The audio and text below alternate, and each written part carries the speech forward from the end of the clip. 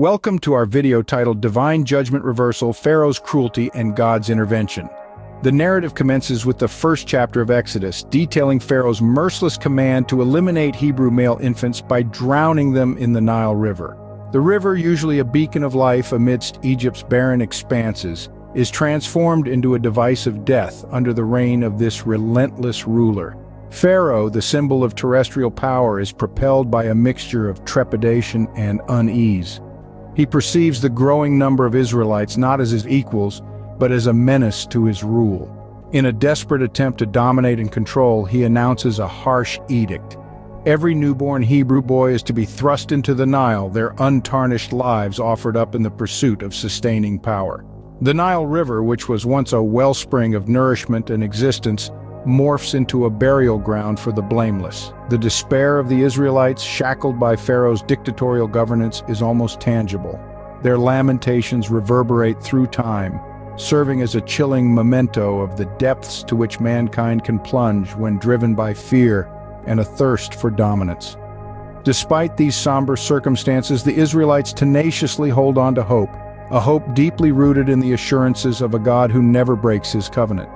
Pharaoh's edict starkly illuminates the oppressive tendencies of terrestrial authorities, illustrating how those holding the reins of power can misuse it, giving rise to inconceivable agony.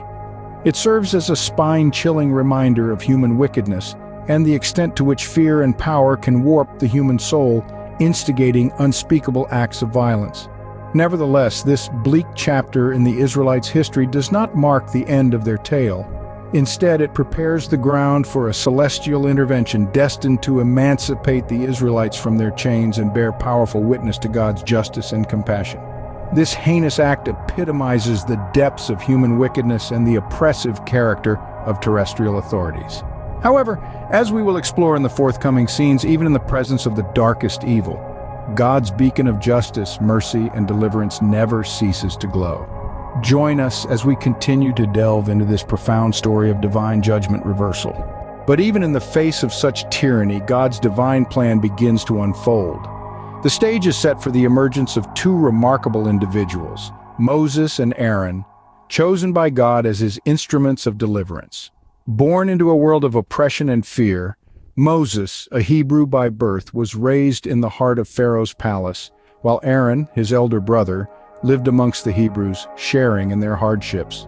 God's divine mandate to Moses and Aaron was clear and uncompromising. He charged them with the formidable task of confronting Pharaoh, the most powerful man on earth at the time.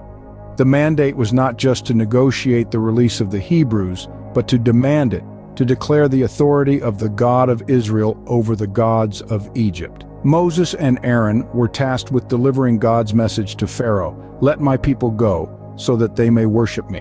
It was a message of liberation, a call to freedom from the shackles of oppression, and a declaration of God's sovereignty over all the earth. But this divine mandate was not just about the liberation of the Hebrews, it was also about revealing the true nature of God. He is a God who hears the cries of the oppressed, who sees their suffering, and who acts decisively to deliver them. He is a God of justice and mercy, a God who confronts the powers of this world and triumphs over them. In the face of Pharaoh's obstinacy and arrogance, the stage was set for a divine showdown, a confrontation between the powers of man and the power of God. This was not just a battle for the freedom of the Hebrews, but a battle for the very recognition of God's sovereignty. And so, armed with courage, faith, and the power of God, Moses and Aaron prepared to face Pharaoh. The stage was set for the unfolding of God's divine plan, a plan that would shake the very foundations of the Egyptian empire and forever change the course of human history. God, through Moses and Aaron, prepares to confront Pharaoh and set his people free. The turning point comes with the first plague, a moment of divine intervention that forever changed the course of history and reinforced the magnitude of God's power.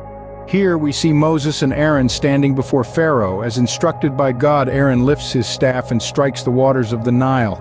In response, the once calm and life-giving river transforms into a river of blood.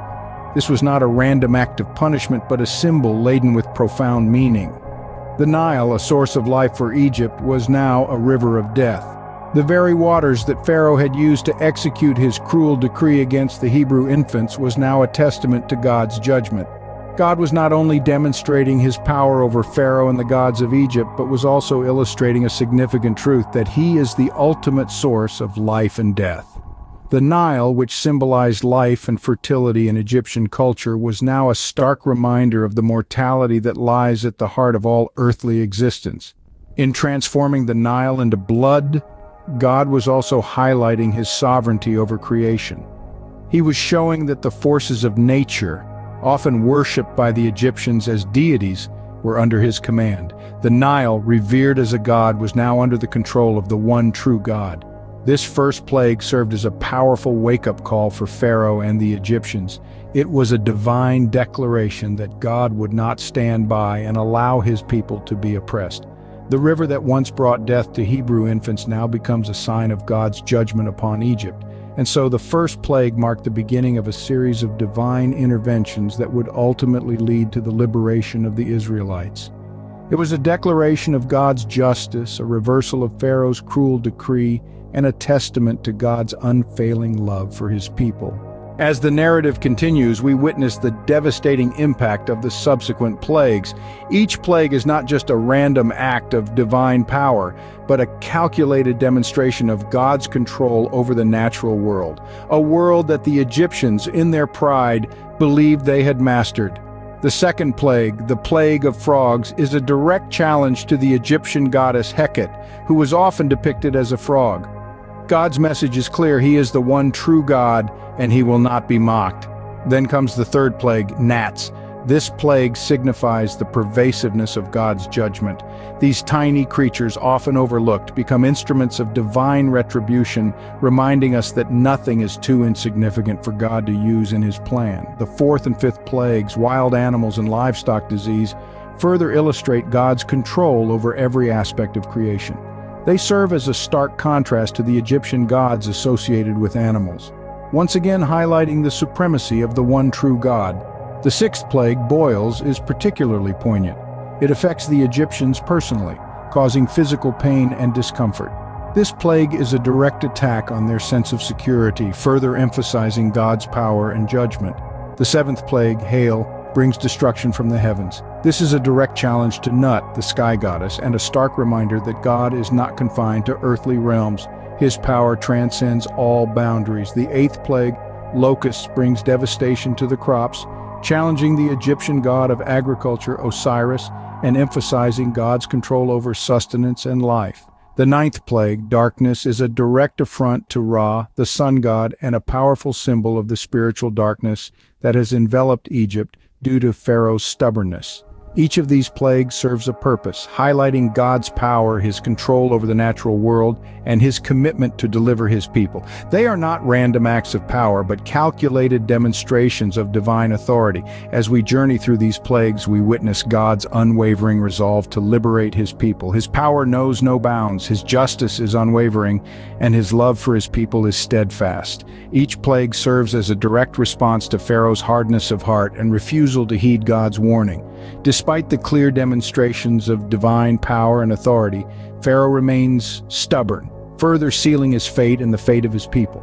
His refusal to yield to God's authority ultimately leads to his downfall, serving as a stark reminder of the consequences of pride and disobedience. As we reflect on these plagues, let us remember that they are not just historical events, but timeless lessons about God's power, justice, and love. They serve as powerful reminders that God is in control, that his justice will prevail, and that his love for his people is unwavering. We now arrive at the heart of our study, the divine judgment reversal. This is the pivotal moment where the tables turn, where God's divine intervention directly counters Pharaoh's cruel acts. Pharaoh, in his pursuit of power and control, sought to crush the spirit of the Israelites by drowning their male infants in the Nile. This was an act of unprecedented cruelty, a blatant misuse of power, but God, in his infinite wisdom and justice, would not let this atrocity go unanswered. In a powerful display of divine judgment reversal, God used the very same Nile River to demonstrate his sovereignty and mete out his justice. The river that was once a tool of oppression became a symbol of divine wrath, as its waters turned into blood with a single strike from Aaron's staff. This was not just a plague, it was a divine statement, a reversal of judgment. The Nile, which once echoed with the cries of Hebrew mothers, now bore silent witness to the might of God. The waters that once claimed the lives of innocent infants now testified to a divine power that could not be contested. God's intervention did not stop there. He continued to confront Pharaoh with a series of plagues, each one serving as a stark reminder of his power and supremacy. Yet the ultimate divine judgment reversal came with the deliverance of the Israelites. God transformed a nation of slaves into a people of promise. The very act intended to weaken and subjugate the Israelites became the catalyst for their liberation. What Pharaoh intended for evil, God used for his glory and the deliverance of his people. This divine judgment reversal showcases the profound wisdom of God. It reminds us that no matter how dire the circumstances, God can turn it around for his purpose and for the good of those who trust in him.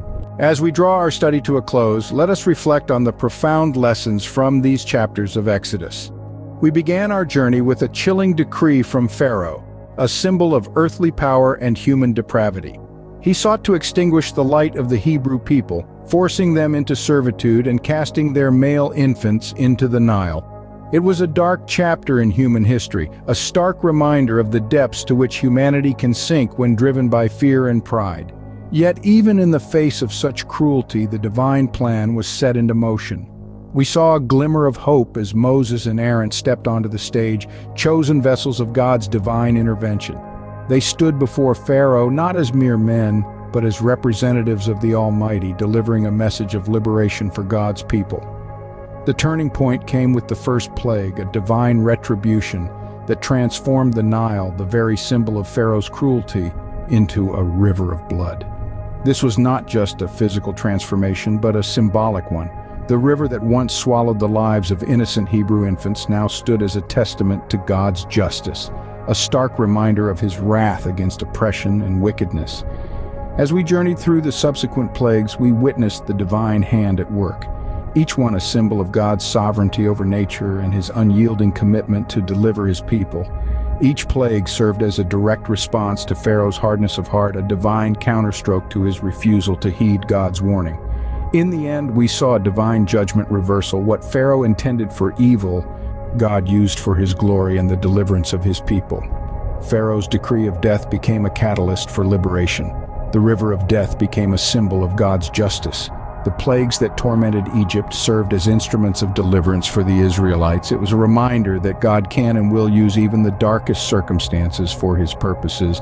So, what can we take away from our journey through these chapters of Exodus? First, we are reminded of the depths of human wickedness, but also of the heights of divine justice. We see that no earthly power, no matter how great, can stand against the will of God. Pharaoh's decree was cruel and unjust, but God's judgment was swift and righteous. Second, we learn that God is always at work, even in the midst of suffering. He hears the cries of his people and responds with divine intervention. He uses unexpected vessels like Moses and Aaron to carry out his purposes.